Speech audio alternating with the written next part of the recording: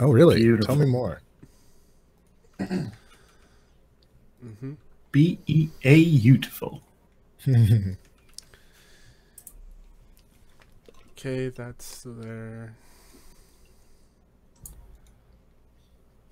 This.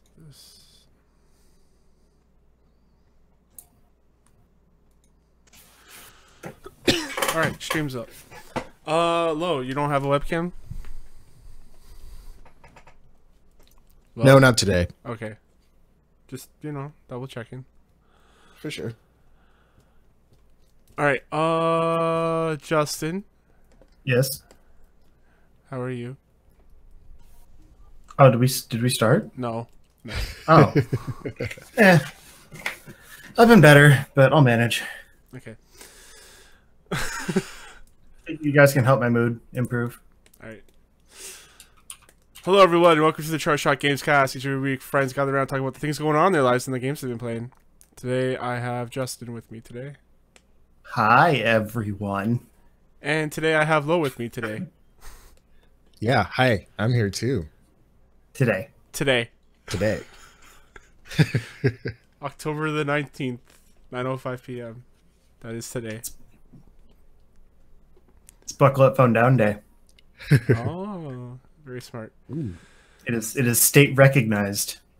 So probably for no one else. But still.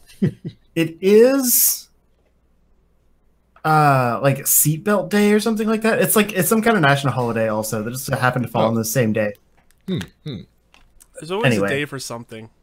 Mm-hmm. Yeah, but that's an I important feel one. like every day is a day for something. It seems like, anyways. Legalization Day was like 2 days ago. What? True. Yeah. I've been enjoying all the memes that have been coming out of Canadian weed legalization. Like how Canadians are going to be even nicer now. There was like these two guys on this bus that were there was like 3 or 4 guys in the back of the bus of my commute today. One was just like strung out. I think he was doing something more hard than weed. And the other two just stank of weed. And I'm like, they're not using street legal weed. They're using something else. Yeah. Oh boy. So yeah. But no one would know. That's the thing. Right. Like people that have been smoking weed like their whole lives, now they can just do it in public. Mm-hmm. It's true. They still have their boy, the guy they go to, but no one knows. I think you can only have a gram on you, so it's not too much. Yeah. Oh, that's reasonable. On you though. I don't even know how much a gram of weed looks like. You just hand someone to 20, like, how many weeds can I get for this? Right? How many units can I get? I'll have I would like weeds, this please.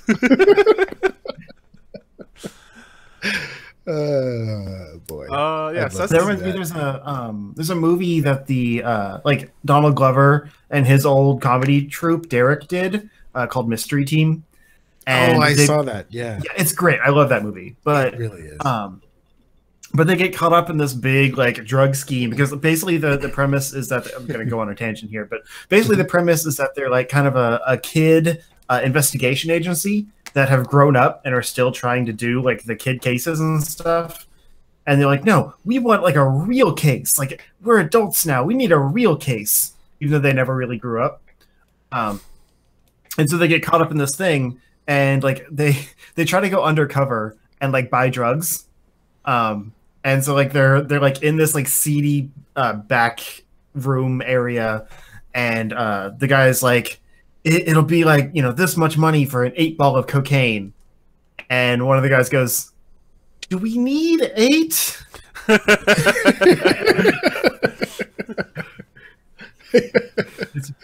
I know there's a lot of lead up, but it's great. You should watch that movie. It's really good. I love it. Is that still on Netflix? That's when I watched it. I don't know. I own it because I wanted to support them that way a long time ago. Like back when it was like coming out on Kickstarter, not a Kickstarter, but it was crowdfunded.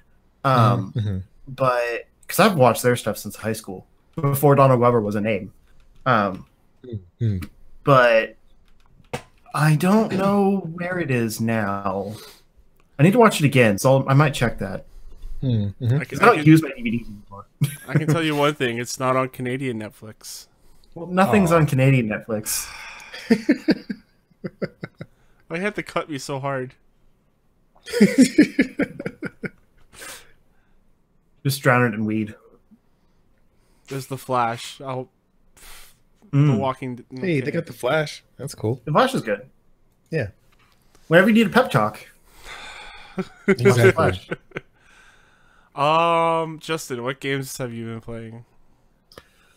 Well, I jumped back into Spider-Man today. Yay. So there's that. No, I did actually, because they put out New Game Plus and I wanted to check that out. And like I've said before that I plan to play through the story, like just focus on the story of it and record that and kind of cut it out and like do, episodes or whatever. So I started that process, but it's also kind of frustrating to do it in New Game Plus. I'm not going to spend too much time with the game, but it's kind of frustrating to do it in New Game Plus because you start the game over with all of your suits and skills and things like that already unlocked, which is great. The beginning of the game is super easy.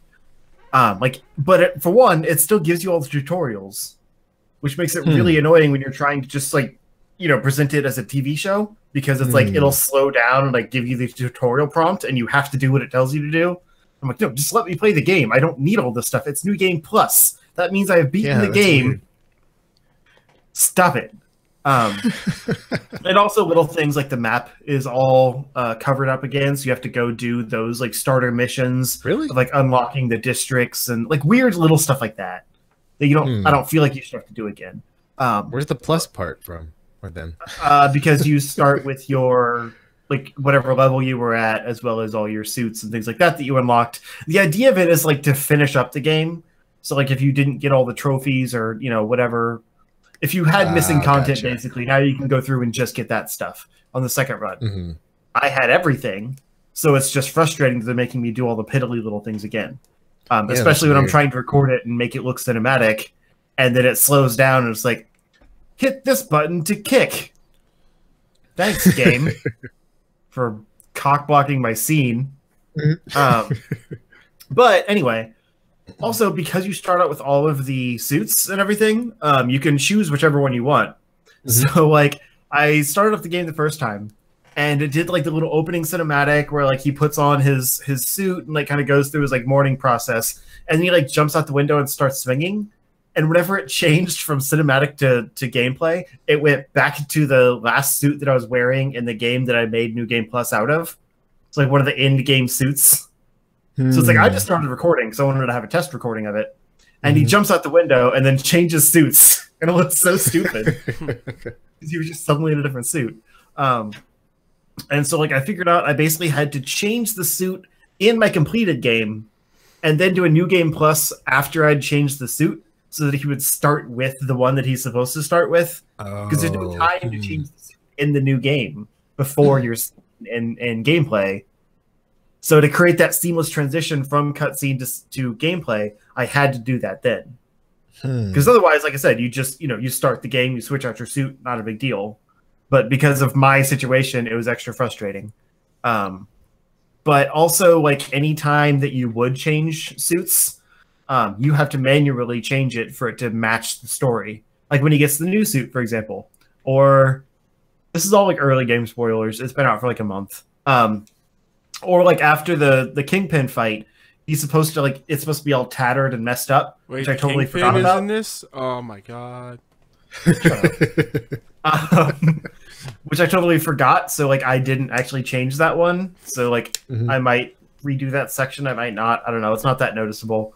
But he does make a comment of like, "Oh no, like my suit is tattered," and like it's not. So there is that. But then he goes to make the new one. And there's another cutscene of like he comes out in the new suit and like he's like all like feeling cocky and like swinging around like hey, like not like dance scene like in Spider-Man 3, but just like showing off the new suit. And I didn't change the suit again because there's not really a chance to do that. So he just swings out in the same suit he swung in, but he's like all extra confident now. So there's little weird things like that where like you have to manually change a suit if you want it to be seen correctly. So that's gonna throw off like my plan of just like letting the game play, because I basically have to do the cutscene, like do a save point, do the cutscene, and then reload that save point, like quit the game, reload the save point, change suits, do the cutscene again, so that he actually shows the new suit whenever the cutscene is over. Mm-hmm. And it's just kind of annoying. But that's not game stuff. It's just aesthetics. Although I personally, like, if I was just playing the game, would be annoyed by that little nitpick at the beginning of, like, he puts on that suit, has the epic, like, in front of the window moment, and then jumps out the window and is in a different suit. Like, that would just break the immersion for me.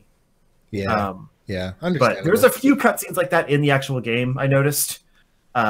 Like ones toward the end when I had already switched out. I didn't use the original suit for most of the game because I just don't like the Spider-Man still. Mm-hmm.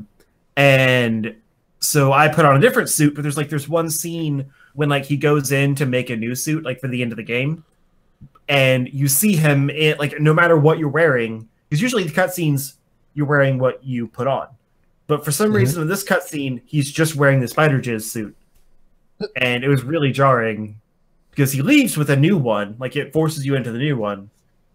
But when it starts the cutscene, he's got the white suit, and I don't know why that one cutscene is that way. But strange. Yeah, so there's little weird things like that. But I'm excited to get back into the game. That's good. And the DLC comes out on Tuesday, so there's that. But nice. I had plans this weekend and they fell through, so I'm probably going to spend most of my weekend rewatching Daredevil Season 3 and replaying Spider-Man. So I'm going to have a very marvelous weekend. But I did also pick up Horizon Zero Dawn finally. That hit game from early 2017. And it's super good. It's not quite what I expected, like at least in the early game. It's kind of plotting, I guess would be a word for it. Like it's very tutorial heavy. Oh. And so it's like, it's basically you're getting kind of like dragged along on the, like a vaguely open world area, and you're told, hey, hunt this thing. Hey, forage this thing. Hey, save this person. And I feel like as it goes, it's going to open up more, and I'm just going to be able to like do things. But right now it feels very much like, set a trap to take out this monster and little things like that, where I kind of want a little more variety, because I've seen some of the in-game stuff and it's like you're zipping around, like, not parkouring, but like climbing up things, like dodging enemies, like taking them out, with all these different weapons and everything. But I think it's one of those games maybe where it takes like 10 hours to get into it. Yeah. Makes sense. But I mean, it plays well, and like I'm super impressed with it visually, although the faces leave something to be desired. Like the motion tracking on the faces is a little really goofy sometimes.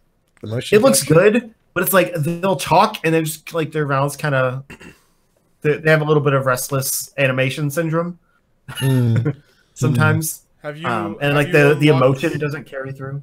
Have you unlocked the open world yet? Or are you still in the one area?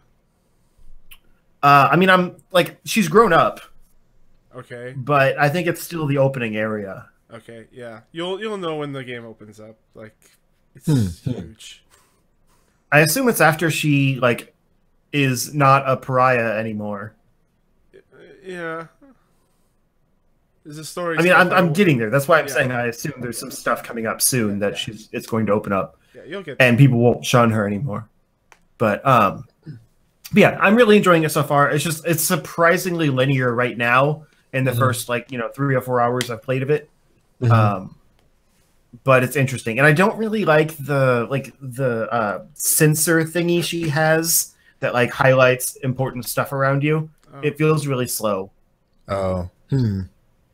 Because it's like you can zip around all over the place, and then like you click a button, and it like kind of goes into like a sensor view, and then like your reticle just slows to a chug, and you're like kind of looking around at things, but it's way slower than your actual aiming speed is, which is weird.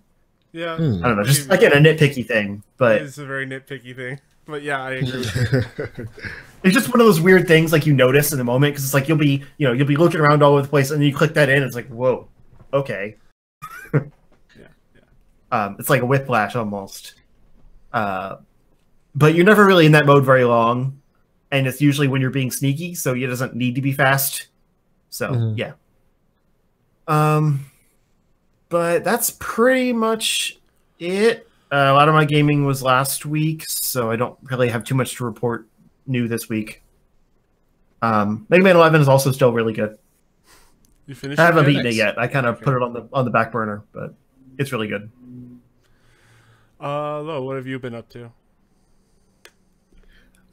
Just been playing some more Yakuza 0, just here and there. Just I'm taking my time with it, just doing all the sub stories and all that kind of stuff. I also this week, or actually earlier today rather, I finally started playing Bayonetta, and that game's a lot of fun. The combat's really cool, and yeah, at first I'm pretty sure there's a lot of people who went into this with the same mindset. At first, I was thinking, oh, this is probably going to be like some Devil May Cry type of experience, but like, no, it's really not. Like the combat, it's a lot.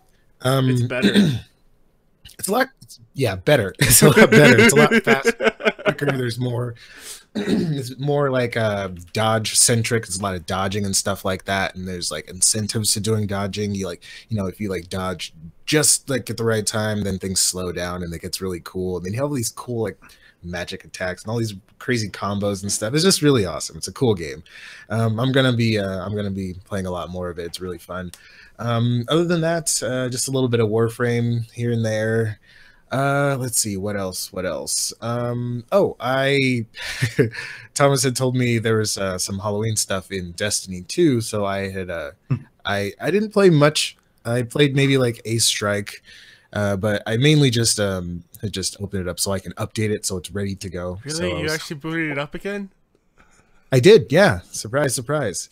It's funny because I'm actually starting to kind of I'm starting to hit a wall in Warframe, as it were, because it's always the same thing. I'll play Warframe till I get bored, then I'll switch over to Destiny 2, play that till I get bored, switch back. So I think I'm starting to get back towards the Destiny 2 phase. So I'll let you know when when I hop in for real. Maybe we can do some stuff. We gotta go through the haunted forest, man. The haunted forest. Oh, that sounds fun. We should do that. Yeah. Like collect our masks, get our gun that's level 600. 600? What? Jeez. The numbers have. That's crazy. Yeah, that's the cap. Is 600. Oh, okay. It's been a while, so that should be fun. That should be fun. What are you like 300, 350?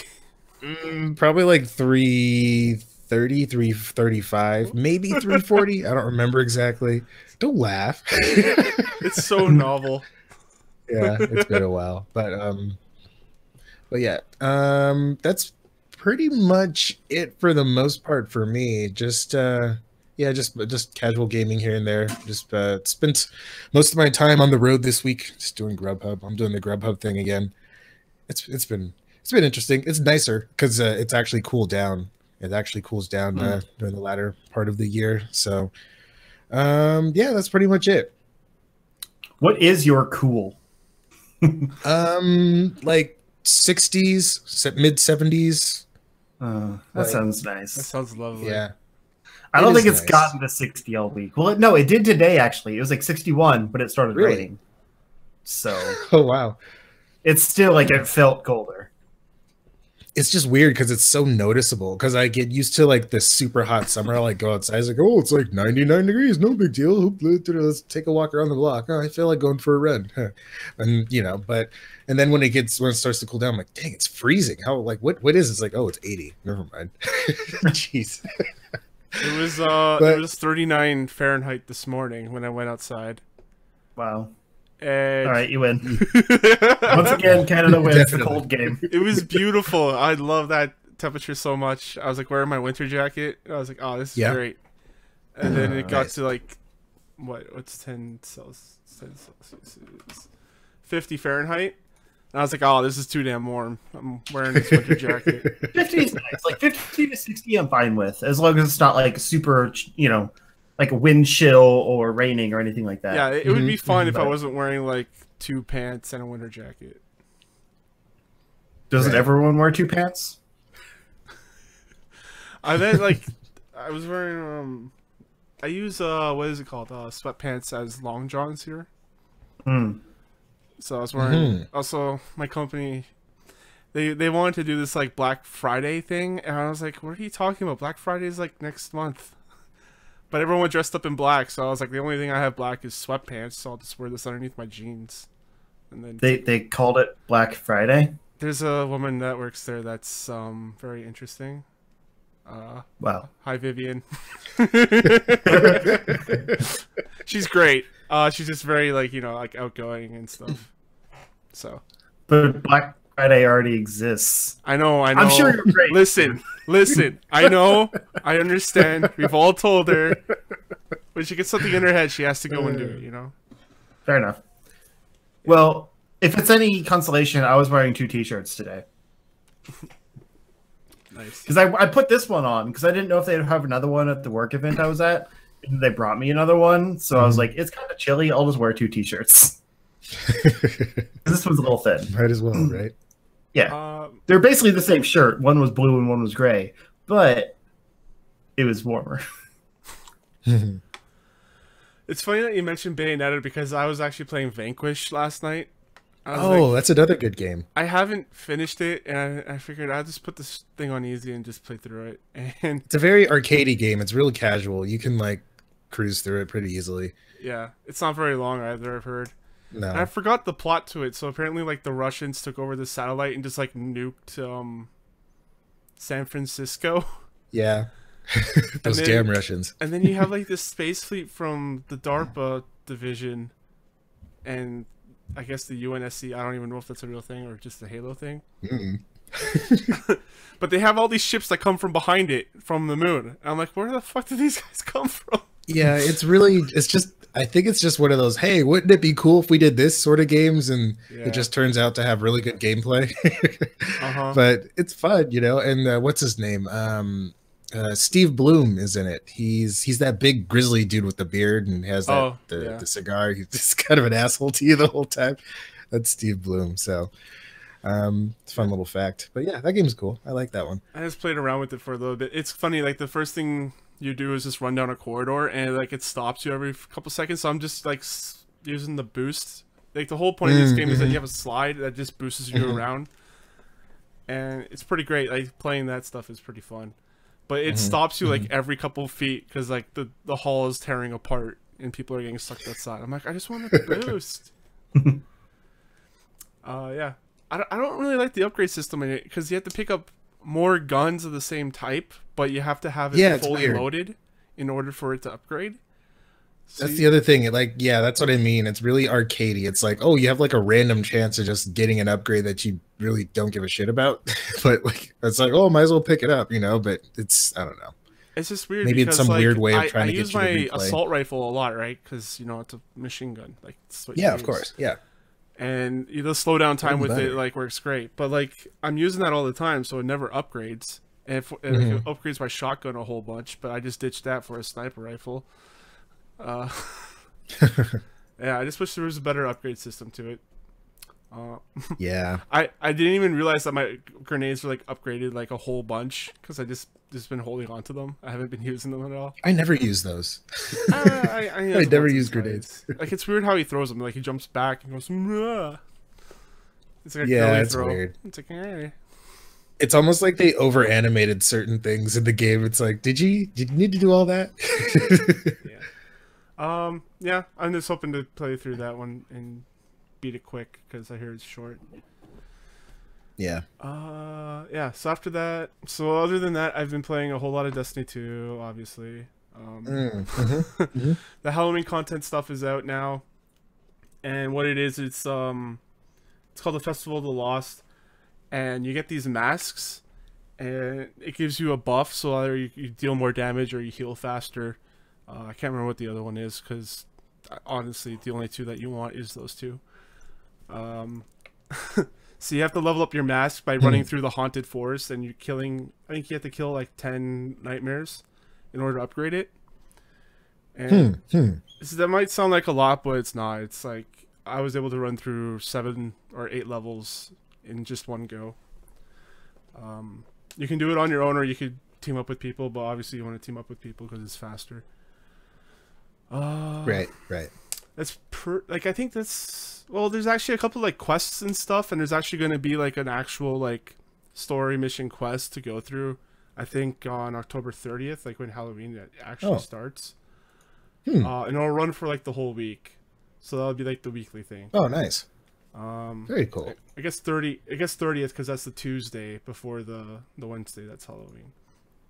So that's when that starts. But yeah, like other than that, there's like more cosmetic stuff that you can just get engrams for and unlock. Like there's a ghost now that looks like a cat. It's pretty cool. Cute. Oh yeah, I've seen that actually. Nice. Yeah. My dad actually has that one. I'm really jealous. I'm like, God damn it, I want that. Another cosmetic thing that they added is that when you pull out your ghost, there's like a hologram image that pops up, and I think my dad got like a pumpkin. I have a cat, so that's pretty cool. Yeah, there's fun stuff like that. I tried doing the Shattered Throne this week with just my dad, and in order to do this thing, you need to be level 590. I was 595. My dad, I think he was like 580 or 570. So we went through the whole level and got to the end of the boss, and the boss is 590. So he couldn't do any damage and died right away. And I'm a warlock, so I'm a very squishy, so I can't take a lot of damage. And so we just ended up giving up. We're just like, screw this. So I'm probably gonna see. That's what tends to defeat me in Destiny is like how bullet spongy all of the enemies are. It's like you get through the entire section and you just have to quit, or like you do the whole strike and then you fail because like you run out of lives at the very end or whatever. I feel like I ran into that a lot more in the first game. I just felt like, oh my god, this shit takes forever. But in this one, I feel like it's not as spongy, and it tells you like what recommended power you need to be when you die. And like the first time you die, it'll say like recommended power 585 or whatever. So it's a little bit more. At least it gives you more of a head up about that kind of stuff. But yeah, I'm gonna see if my guild wants anyone to go do that, because I want the bow. There's like a bow that you get that can. That's the only weapon in the game that could damage these dragon eggs. And I don't know what happens when you kill all the dragon eggs. So don't kill dragons. I'm killing the babies. Don't worry. That's the worst. The unborn dragon babies are adorable. So it's just a dragon abortion bow. Cool. I just love how nonchalant he was about it. It's just the babies. Don't worry about it. Right. As if that's better. I'm not killing the old dragons that have had a chance to live. It's just the babies. I'm killing them before they know what life is, before they have dreams and aspirations. It's fine. It's fine. It's the abortion bow. That's pretty good. Actually, the name of the bow is called Wish Ender, so it's pretty fitting. Oh wow! How grim! Wish Ender. Goodness, I never thought of it. Somebody was having a bad day when they were designing that bow. Right. What dragon pissed in their coffee? Yeah, so I've been playing a lot of Destiny. Other than that, I've also had Call of Duty Black Ops 4. Really? Okay. Yeah, my friend bought it, so I bought it. All right. I actually got it on sale for like $20 or $30 off. Oh, that's not bad. I'm a deal hounder. Actually, it's pretty great. Like, it's been really good for some reason. Like, really? Yeah. So Call of Duty in the previous years has always been like such a piece of shit. I just found that as soon as Titanfall came about, and like everyone like that nailed like the physics and like the momentum of like the wall running and the jumping, like all the big stuff. Like everyone wanted to do the fast-paced action first-person shooter stuff. Yeah. And so Call of Duty, like Advanced Warfare, I thought that was all right. But after that, it just kind of got worse and worse. Like, I thought Black Ops 3 was just pretty much abysmal. I tried playing it, and it was just did not work for me. I found it really jarring. Like, I prefer having a fast-paced action game that's on the ground and not like having to worry about running off these walls and doing all these like 360, 1080 no scopes. Because they're not 360 anymore; they're like 1080. I don't even know if that's real. Yeah, like this, like they brought in the Overwatch kind of thing. So there's like these different classes.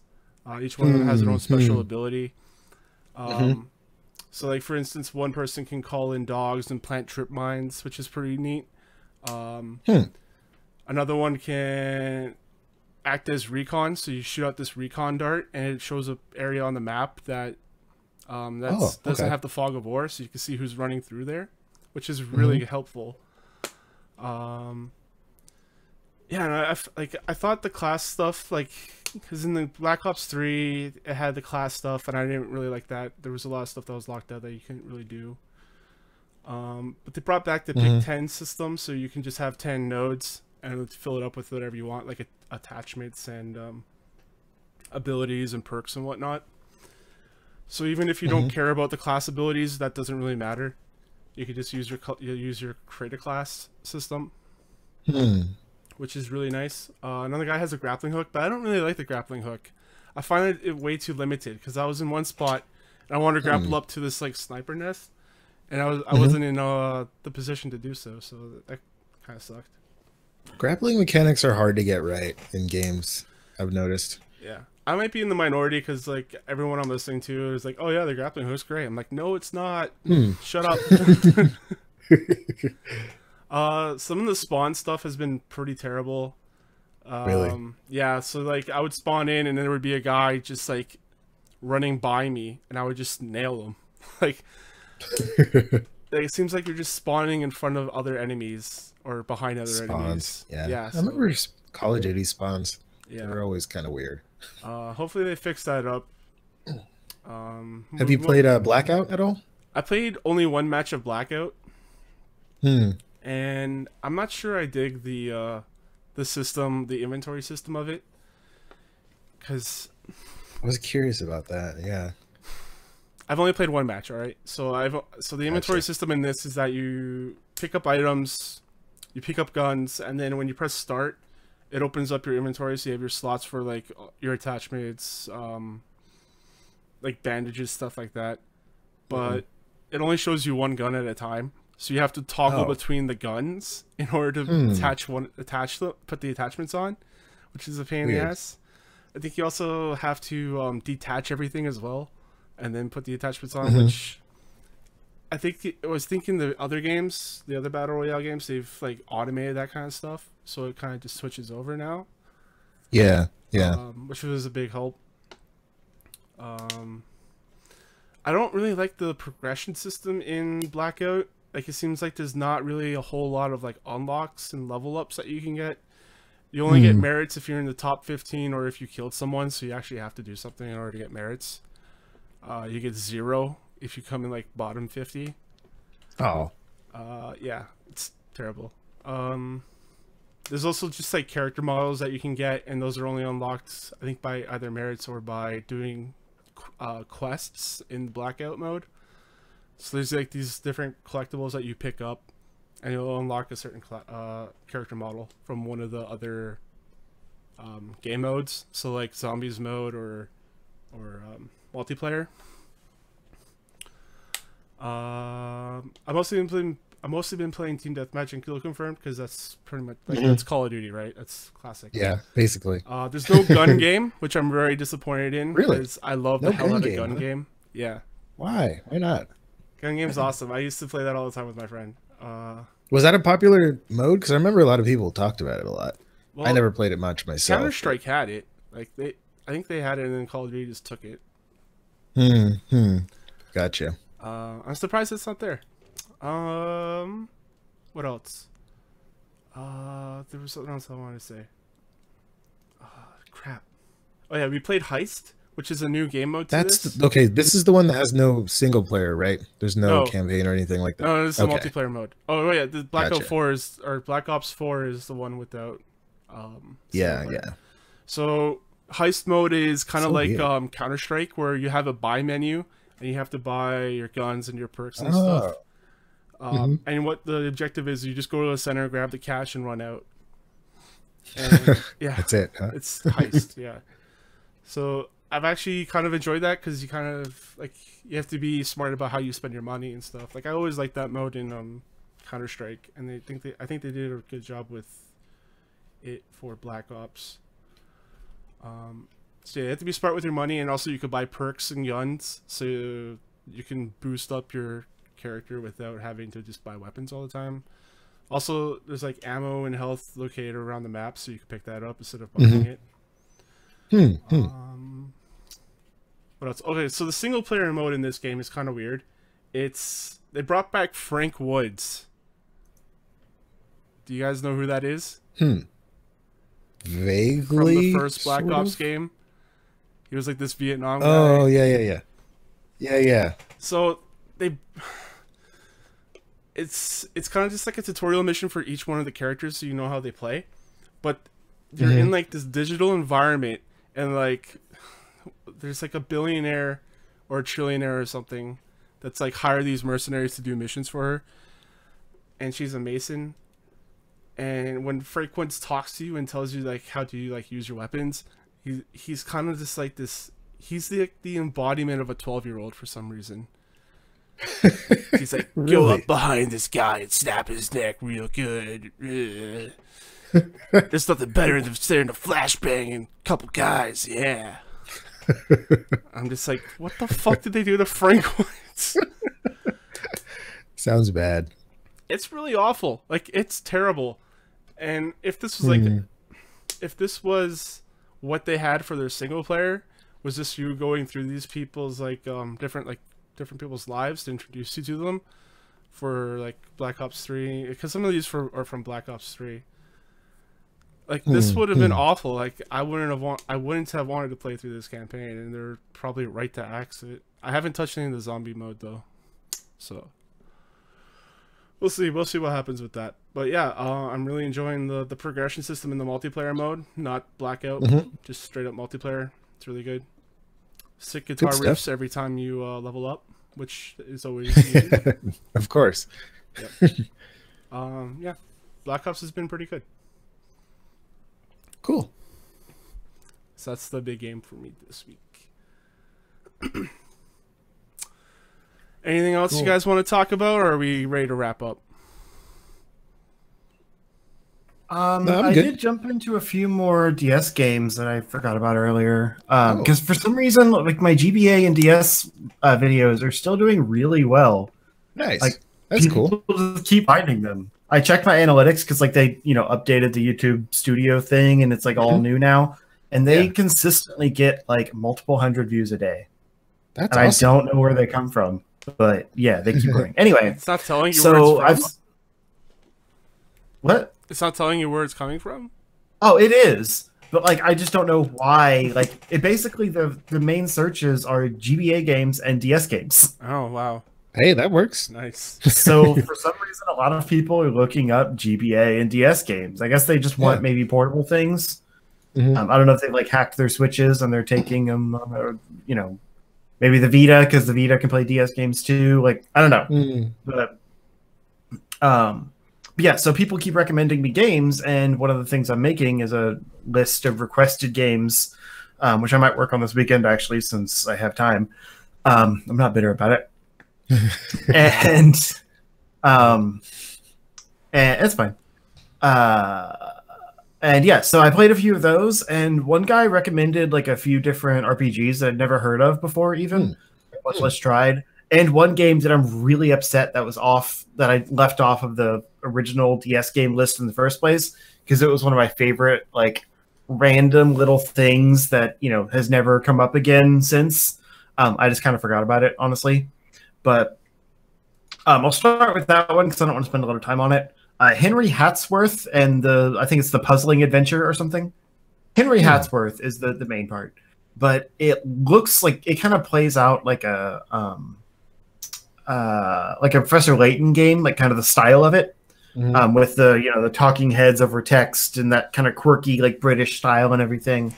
But the actual game is a platforming / puzzler game. So you play as Henry Hatsworth, who's like kind of an old man, like spelunker type character. And basically all he can do is like jump and shoot like a little blunderbuss gun. And whenever you hit enemies, they go down into the bottom screen where a kind of a Tetris attack style puzzle game is slowly scrolling up the screen.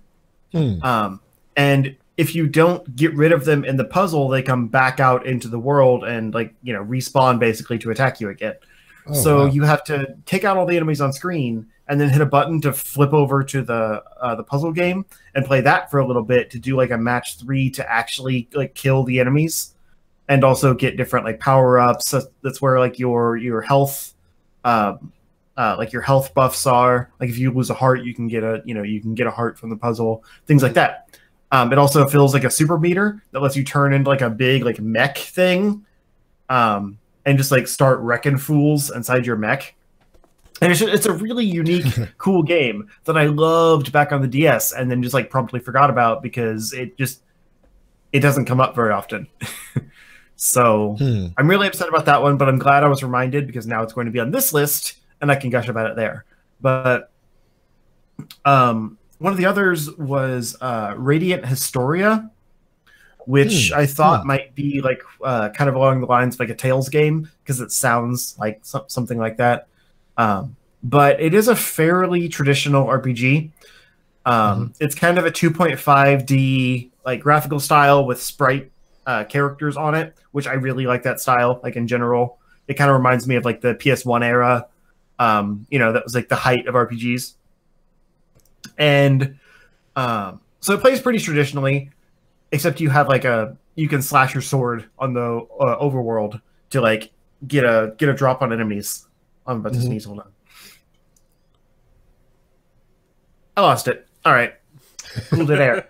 I can feel it coming. I've got some allergies today, but but yeah, the battle system is really cool because everything plays out on the enemies play out on a 3x3 grid.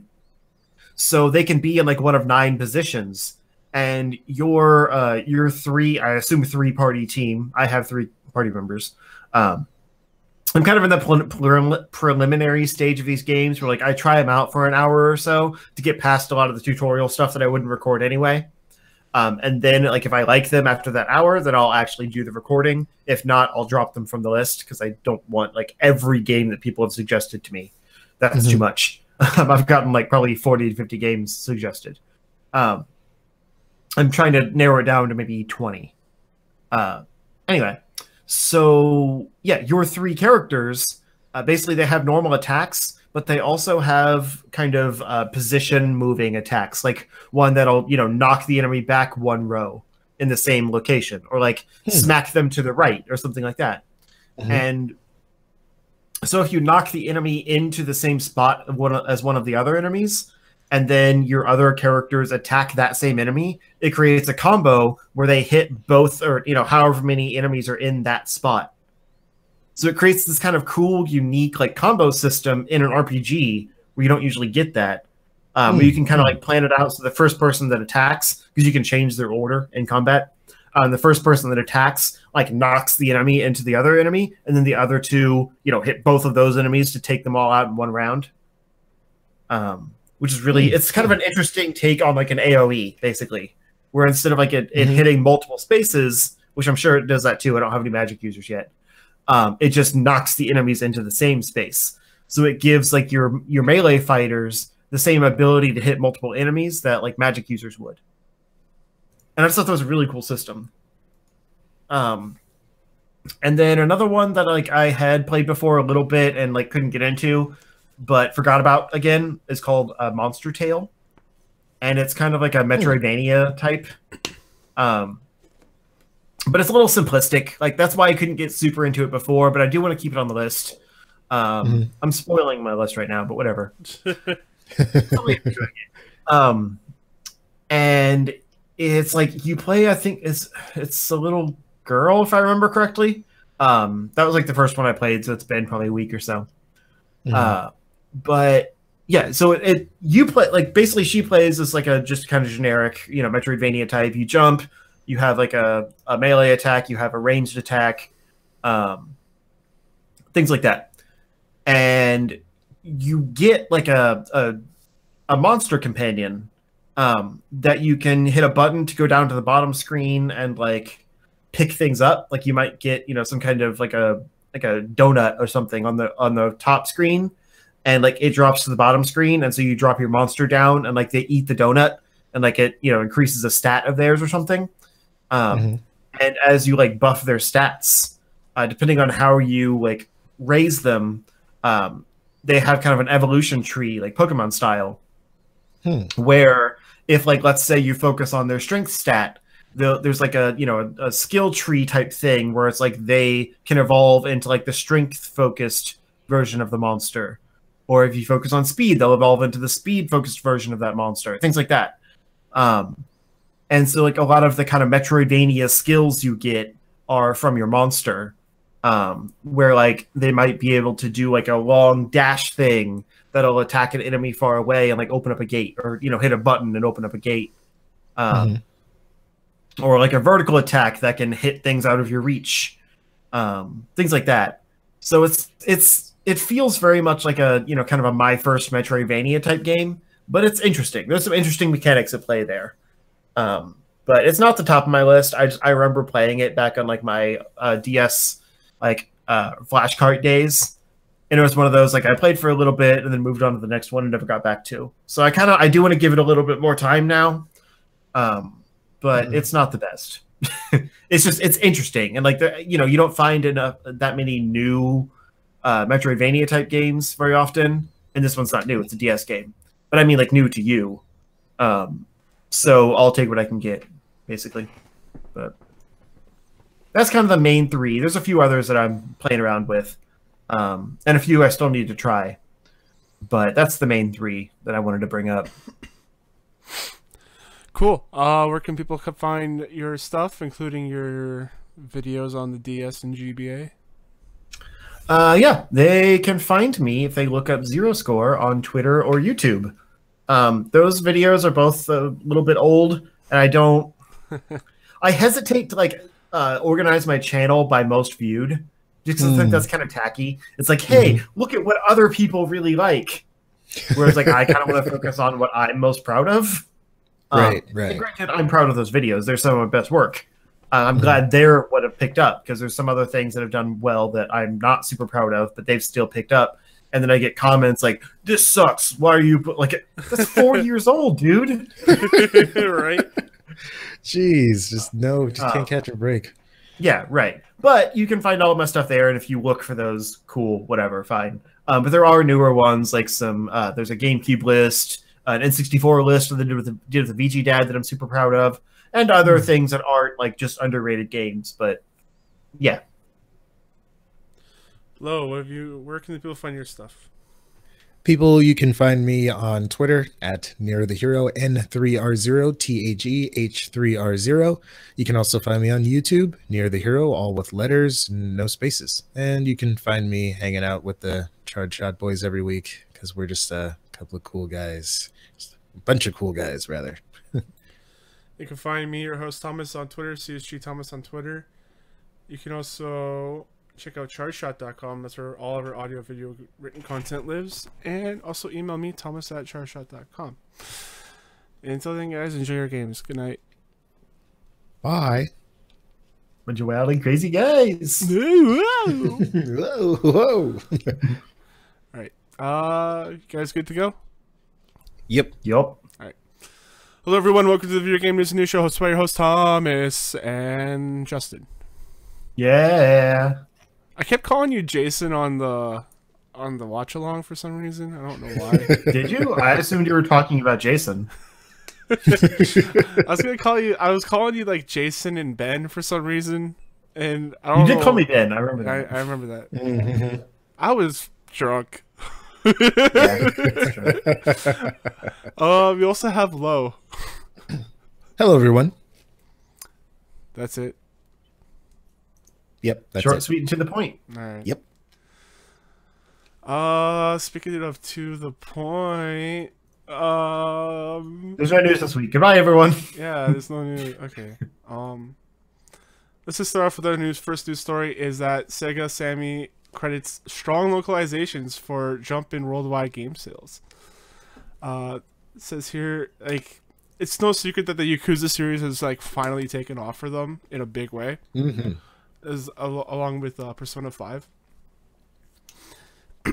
And then they said here that it's basically due to the success the California-based localization studio picked up from the company's 2013 acquisition of Atlas. The studio understands both Japanese and American games very well, and is able to localize Japanese games in a way that accurately conveys the unique worldviews of Japanese titles to local gamers. Studio is able to maximize the entertainment value of localized games that reflect these unique worldviews, and this has led to very positive reviews from local gamers. During the product development stage, game content is shared with localization team translation before the development is finished, facilitating the rapid release of foreign language versions of the game. So what do you guys think about localization, how it's created a success for Sega? I think it's great. Probably. I think it's a great thing. And it just goes to show you that you can't you can't really underestimate or you can't underestimate a good localization team, especially especially if you have a good game. If you have a good game that people in different countries might want to experience, then it's one thing if like you have a good game and it's localized really well, and it's another thing if it's like not localized really well, because things get lost in translation because different languages and stuff like that. There's certain references that can be made in like in the Japanese release, whereas they wouldn't necessarily make sense if it's just a whole it's a very interesting thing, and it's just one thing I just I'm interested to learn a little bit more about localization just after seeing this story, because I mean, just seeing how much success Yakuza and Persona have seen just from successful localization, it kind of opens the door to just a myriad of other games. It's just like, it just kind of makes you wonder. It's like, well, what other games are we missing out on that haven't made their way over here just because of like localization or translation type of stuff? And I always heard good things about Atlas and how they're all about they're all about really good localization and bringing stuff over. And I believe they had something to do with the localization of Demon Souls, if I'm not mistaken. That might be totally off. Yeah, I think it was published. I remember the first two were. Okay, yeah. I kind of thought so. So that's pretty cool. And I've heard Atlas come up before, and usually they're attached to pretty reputable titles and good games and stuff like that. So it's just I'm looking forward to seeing what first of all, just what other games we'll be seeing make their way over to the States. If you're sorry, go ahead. I'll just second of all, I'm just interested to see like what more just what other Sega games specifically will make their way over here. Yeah, if you're a Japanese game fan, you hear Atlas, you're like, yay. And then if you hear NISA, you're like, no. Yeah, I just think about the Yakuza series and like specifically, and like imagine going through that game and like having none of like that translation or none of that like gripping story, or even the fun like goofy side sub stories like not making like any sense or like poorly translated. Like humor wouldn't hit you as hard, and yeah. Those gripping scenes wouldn't hit you as hard. Like, you wouldn't be as invested into the story and the world that it's building. So yeah, it's great. It's a great time for Japanese games. They're hitting really well. They're going to PC. There's a bigger. There's even a bigger market there of untapped gamers. So yeah, like it's a great time to be a Japanese game developer for the worldwide audience. Yakuza Kiwami is coming to PC. Is Yakuza 6 coming to PC at some point? I don't really know. So. I don't really know if they're going to be coming to PC or not. Yeah. They've mostly been PlayStation games because that's the console in their homeland. Sometimes sometimes it seems like they'll be like eventually coming to PC, like months or years later. Even Xbox like eventually got near Automata. So, yeah, that's right. We will see what happens with that. It's all about the deals between them and Sony. Yeah, that's true. I have this news story here for Red Dead Redemption 2. Red Dead is coming out next week or this week if you're listening. it's going to require a 99 gigabyte storage, and the physical copy is going to have 2 discs. So just get ready for your pre-download of that game. Is this the first game to have 2 discs this gen? I think it is. Like that's crazy. That's kind of the thing. Like that's why I kind of wanted to bring it up, because like impressive. It's insane that we've gone this far in this generation without 2 discs. Because in the last generation, sometimes you would need 4. That's always the sign of the end, though. You know, like when they make games too ambitious to fit on 1 disc, it's like, all right, we're close to the next generation. Right. Yeah. 99 gigs. I remember Final Fantasy 13 on 360 was 2 or 3 discs. I thought that was so weird. I mean, for one, because that game is all hallways. Like, how many discs do you need for all those hallways? Right. But also, it's like that was the first game I knew of that had multiple discs since like PS1 with those Final Fantasy games. So it just seemed weird to me. But yeah, that's crazy. 99 gigs in a bitch ain't one. Wow. There's a title. Nice. 1 disc is exclusively for like horseball physics. I wouldn't be surprised. It's like 50 gigs of horseball physics. Yeah.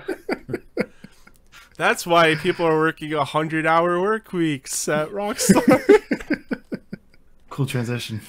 Oh boy. Yeah, I kind of just wanted to bring this up because it was the huge talking point of the week. Is that there was an interview saying that some of the employees have been working 100-hour work weeks, and then I can't remember the guy's name. Rob Nelson. Yeah, Rob Nelson came out and said that. Oh, that's kind of and Dan Houser. They're the ones that have been putting in the hours, saying it's for like the writing team. And that specifically 4 people. Yeah. And it kind of like, I don't know if I want to say this got blown out of proportion, or it did. Yeah, you think so? Yeah. But like it just got, because like the whole conversation of like having in like unions and like overworking staff with like no overtime pay, and like this, and like, they didn't have like a good reputation of like how they treated their staff apparently, as well. So like that kind of like fed the flames. And they came out and said like the average like work week there is like 40 to 45 hours. Yeah.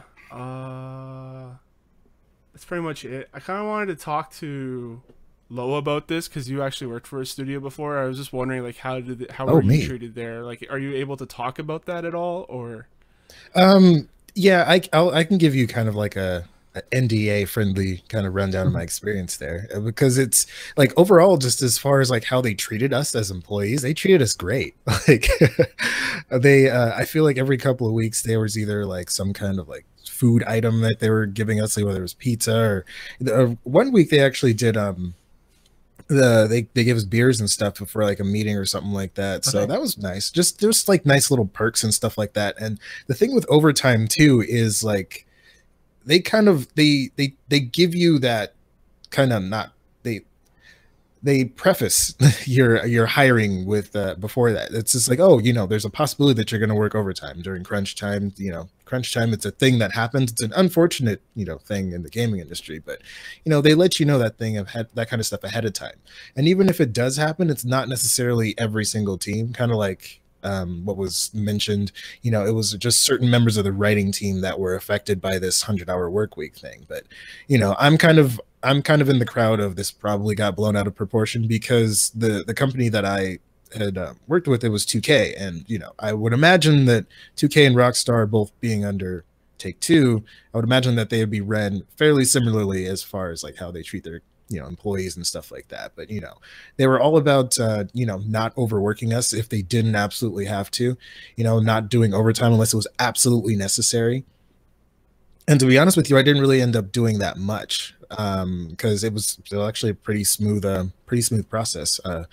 But yeah, I just feel like this thing just kind of got blown out of proportion, and I just feel like, I don't know, I feel like we're in a weird time in gaming and just as far as just like gaming in the media and stuff like that. Whereas I feel like people are more prone to sort of jump on the negative sort of conclusion that has been drawn from stories like this without necessarily looking into it and things like that. Because I don't know, for some reason I feel like a lot of people out there view like the game developers and the publishers, these big bad evil organizations with all these this a big room of just people at this big board meeting table, and they're all just old greedy men. There's like, how do we get money out of these people, and how do does all that kind of stuff. And I don't know, I mean, I'm sure to some degree I'm sure it is like that to some degree. It's like, okay, well, how can we make the most money possible and this, that, whatever. But I don't know. I don't know. People need to just stop jumping to conclusions so quickly. But it's at the same time, it's kind of hard not to when all the major media outlets are, serving you with these kind of misleading sort of headlines and things like that, or even if it's just like I've seen news stories that have been like this really like controversial headline, but then the actual article is like 2 paragraphs long. I'm like, really? Like, I don't know. Like with me, I'm a little skeptical whenever I see stuff like this, because it's like, well, there's kind of like rules and regulations and company policies and stuff like that in place to prevent stuff like this. And it's to prevent stuff like this until it's absolutely necessary. And like I said before, crunch time it's an unfortunate thing. It's a thing that happens though. Like, not every project is going to go according to plan. Some projects might require minimal overtime. Some might require a significant amount of overtime. And with a game like this, Red Dead Redemption, I imagine it's very, very, very story heavy and very dialogue heavy. So the fact that certain members of the writing team are having to put in some extra hours, that doesn't seem that too far-fetched to me. So I don't know. That's just my 2 cents though. All right. I just wanted to say that you were hired on a contract for I can't remember how many months. Maybe, what was it, like 3-4 months as a QA? Yeah, it was like 3 months. It was over this summer. Yeah. And you weren't let go because they didn't like you. Because like you were, like you said when you came to us, they were like, we wish we could actually hire you. Right. Yeah. But the only reason I left was because my contract ended. That's really it. And like you weren't fired because you weren't working 60, 50 or like 100-hour work weeks or whatever. Nope. Okay. It's quite reasonable, actually. A good quote from this article from Gamma Sutra is that according to these numbers, average Rockstar developer works 42.4 to 45.8 hours a week. Across the entire studio, the longest average work week fell in July, 50.1 hours. During that week, The Guardian says 20% of employees recorded working at least 60 hours, with at least one employee working as many as 67.1 hours. So it's crazy that they have all this data on it. Like, on everyone that's like working. It's insane. That's insane. Yeah. I work maybe like 32 something hours a week because I have to work every day. So I force myself to take shorter days, but I work every single day of the week. So I have that. Luckily, I have that freedom. Yeah, that's nice. That's awesome. Yeah. So my problem with this comes from kind of what Lo was saying, where it feels like people just like grabbed the headline of people were working 100-hour work weeks and stopped there and just immediately got mad. Yeah, exactly. As soon as you read into the article more, and especially once the person the person that was being interviewed was clarified, which maybe they shouldn't have said people on our staff are working 100-hour work weeks. That was their fault. It was miscommunication in the first place. But once it was clarified, everyone's still angry about it. And let me be clear. This is an issue. Like, there are issues with the game industry not being unionized. Although unions have their fair share of issues too, so there's no perfect system. Yeah, exactly. But I don't think that this is the example of the issue, because it was 4 people on the writing team that worked up to 100 hours for 2 weeks at the end to get it done. The rest of the time, they were no more than 40 hours. And most other people on the staff also rarely worked over 40 hours. So basically, this whole story is blown out of proportion because of 2 weeks where they chose to work long hours to get the script done Exactly. before the deadline. Yeah. And there's a lot of times, like, NDA friendly again. You know, sometimes there would be people with studios that, you know, don't work all the time, that sometimes slack off. And now I know what you're talking about.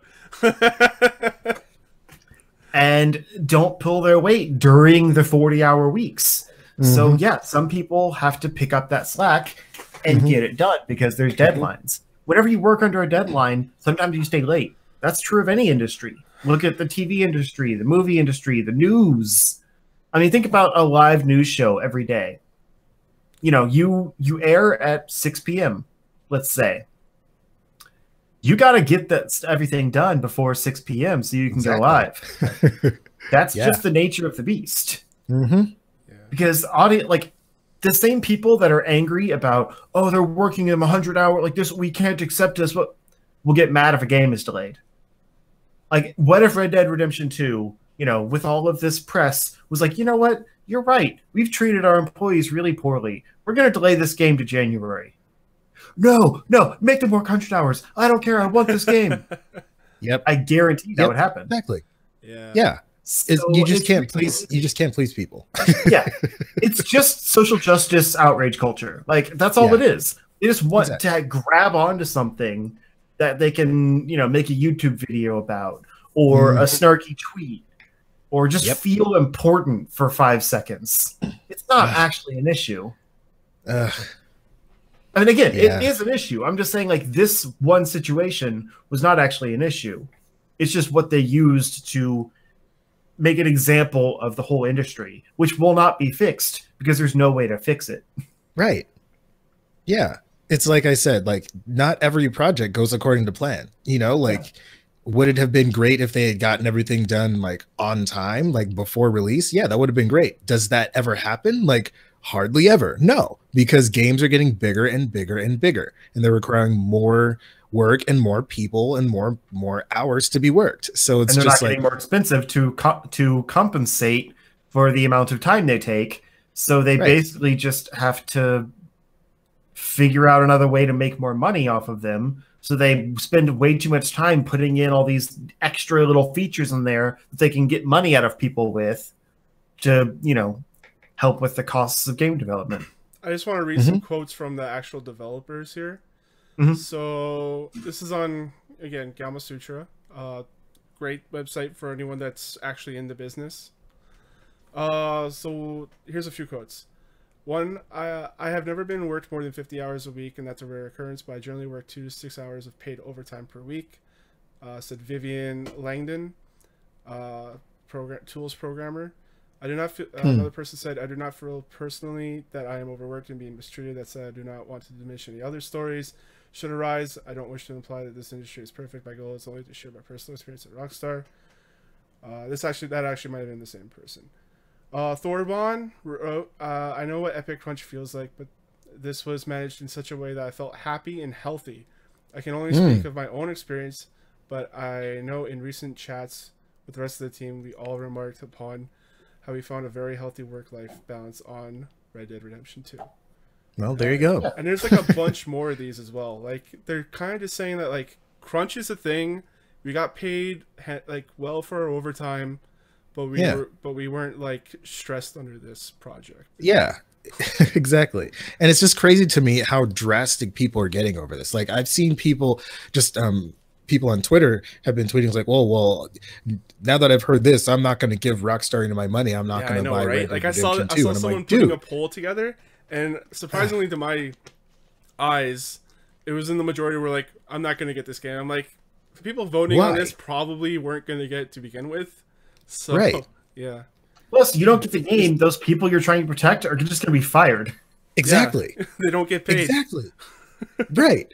So it's the same. Sorry, it's the same as like retail. You know, I think that retail is a terrible industry and people are treated horribly. Oh yeah. But it's a necessary evil to have those because, for example, if a store is open on Christmas, customers in the store will be like, I can't believe you have to work Christmas. Like, that is so unacceptable. They should close this store. And it's like, do you know why I'm working today?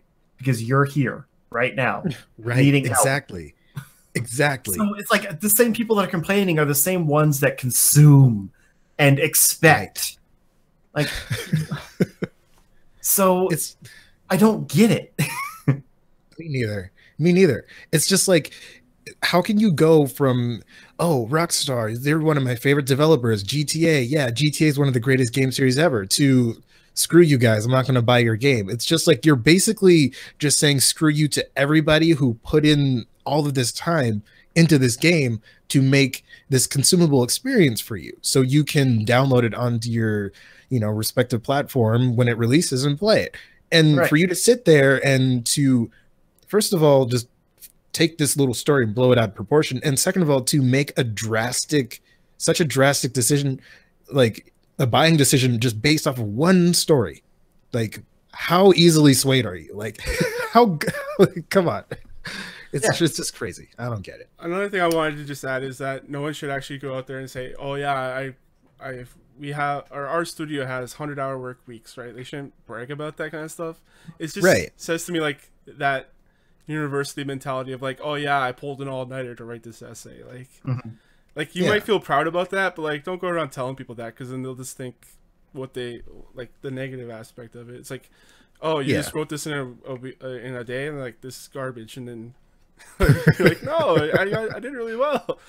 Or if it's like, because ironically, he only said that because he was basically trying to say, like, we were so passionate about the project we were working on that we kind of accidentally worked 100-hour work weeks getting it done because we wanted to be there working, and everyone was like, oh, they're treated so poorly. It's like, no, no one in the industry is complaining about that. It's just crazy. Yeah, I'm glad that we were able to talk about this and get a perspective from someone in the industry, or was in. You'll probably be back. Hopefully, one of these days. Going from something serious to something completely goofy, Taco Bell is giving away a limited edition Platinum Xbox One X bundle. This is so stupid. I was this close to buying a box the other day. You were? Like, yeah, I went to Taco Bell for lunch on my way home from work, and I kind of like, it's the double chalupa box that they're doing right now. Yes. And I kind of wanted to try the double chalupa, but like, I don't drink soda or anything, and like, the only stuff that was in it was a double chalupa, regular taco, cinnamon crisps, and a drink. And I was like, that's $5 for one thing that I want. And a chance to win an Xbox. So, but anyway, point is, I saw it there, and I was like, this is still stupid. Promotion will run from October 18th through November 21st. To enter the giveaway, simply purchase $5 double chalupa box from Taco Bell and text your unique code to the listed number. Winners will be selected every 10 minutes throughout the promotion, with bundles being delivered as early as 72 hours. The box itself is basically like, you know, that startups menu from the PlayStation 3? It's kind of like that, but with a Taco Bell Taco Bell bell in it. Nice. Yeah, like the commercial chime, like that's the power up, or that's the power up sound. Oh boy! Wow.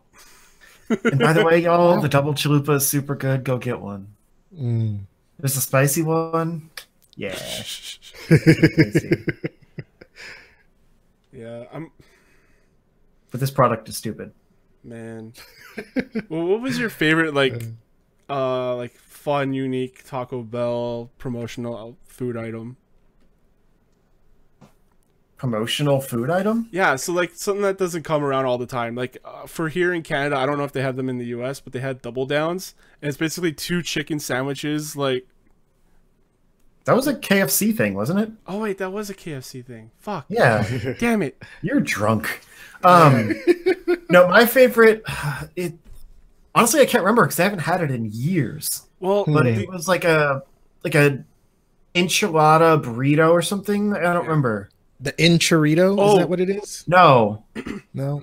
Here's the thing. cheesy enchilada. I don't know. It So doesn't the matter. Someone will know. So the Double Down was actually like we have only one KFC and one Taco Bell here, and they're connected. That's the only one we have here. Oh, okay. So that's why I got that Oh. confused. But Gotcha. I really like that Crunchwrap Supreme with Cheetos in it. That was really good. Yeah, that's a good one. Those are pretty good. Man, I just had Taco Bell. What are you doing? I won again.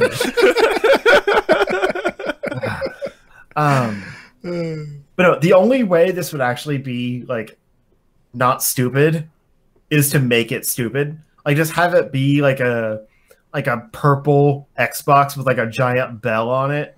That would have been And better. like yeah. And like the handles on the Xbox controller have like, you know, the sauce messages on them. Like just go all out with it. This is actually a nice looking console, but then they put a friggin' like unchangeable sound effect in it and a Taco Bell bell on the box, and it's like you're trying to be classy and you're failing. Yeah. Own what you are, trash food. Delicious, delicious trash food. Right?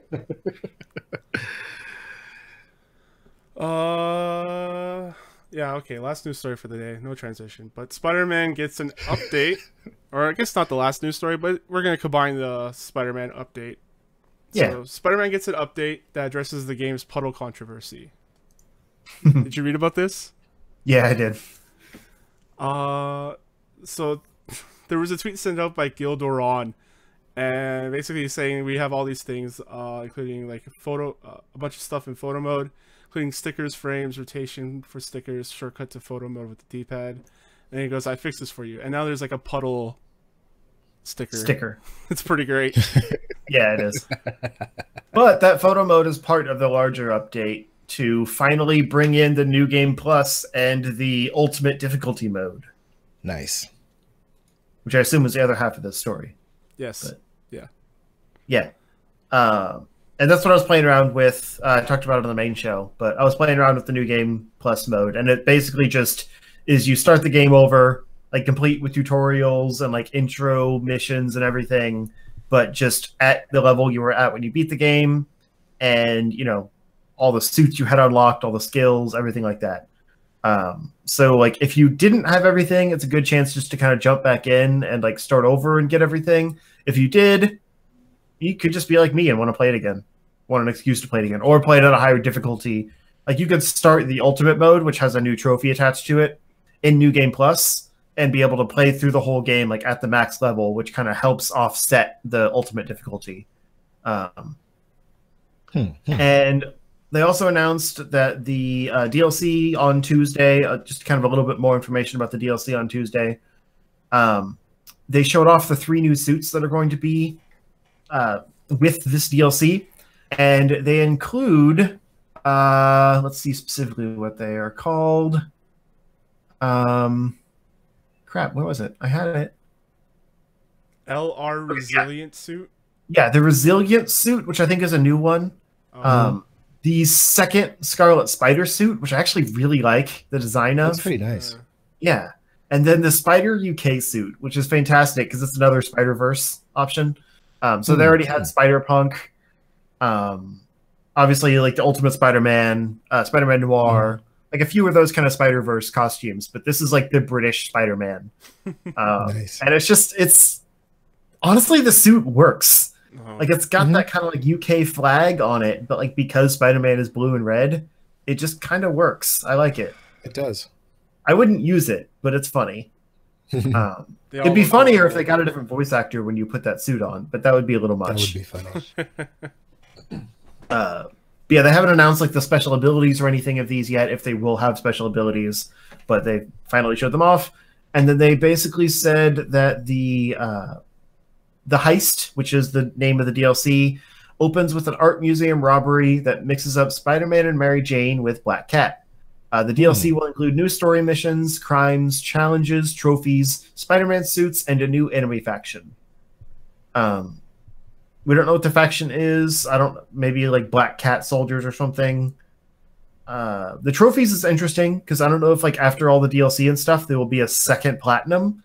Like, you know, if you get all of that stuff, Because I don't imagine like trophies build up to a platinum. They I don't usually imagine we'd get a they usually platinum break that for out each now. DLC. So like you'll have the main game and then you'll have the DLC name, and the DLC will have its own set of. Yeah, but like each DLC wouldn't have a platinum, would it? I think they do. That would be like 4 platinums for this game. That seems like a lot. I'm just I don't saying, I think they do. Fair enough. But yeah, I like that there's going to be a lot of new stuff. It sounds like, but I wonder if it's post game or just kind of like mixed into the current game, because I feel like they can't just like ignore the post credit scenes and then have some kind of disconnected DLC stuff. And I also don't see them continuing. We talked about this before, but I don't see them continuing on the story after the post game.